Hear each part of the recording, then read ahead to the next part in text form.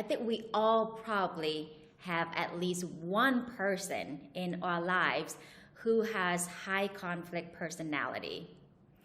Maybe that person could be you. Just kidding.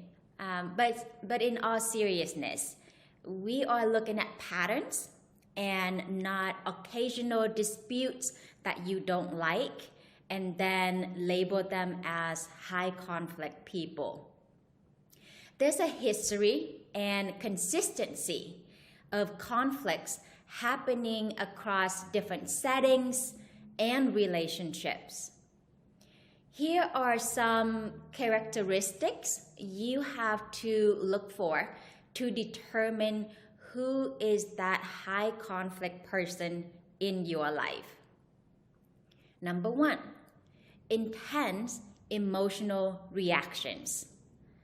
This occurs when a person shows a lot of anger, irritation, and even rage over a small mistake or situation. They might not handle their emotions well, which indicate a lack of emotional regulation. Their reactions are hard to predict, which can make family, friends, even co-worker be extra careful around them in order to avoid triggering anything in them. For example, if you suggest a different way of doing a task, a high conflict individual might think that you are questioning their skills or competency and get really angry with you. Or if you casually mentioning something like the dishes are piling up, you might get, "Stop with your nagging already. You are never satisfied." Number 2 is blaming others. There is a tendency of blaming others when things go wrong. Instead of looking at what they could have done differently, they might say someone else caused the problem to avoid admitting that they have made a mistake, or because they don't want to look bad. For example, if a deadline is missed, they might say it's because you didn't give them enough time, even though they were procrastinating and didn't tell you that they were not able to meet the deadline. Number 3 is persistent disagreements. People who argue a lot sometimes find it hard to let go and move on, even when they are trying to solve the problem.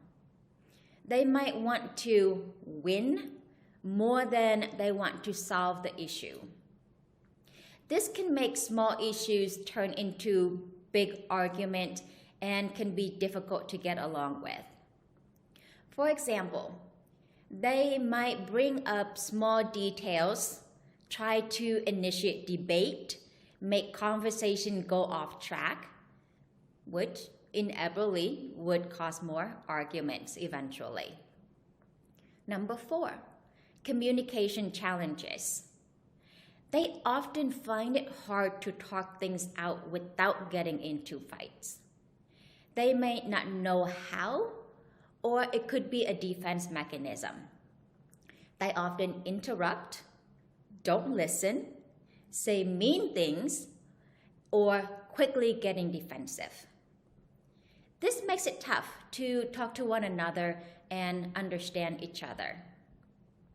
Number 5 is lack of empathy. Not understanding or caring about how other people feel can make things go south really quick.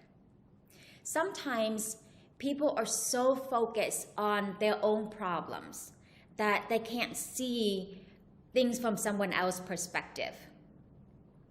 For example, when you share with a coworker that you have been dealing with health issues that prevent you from working late hours, and what you get in response is, "We are all dealing with something.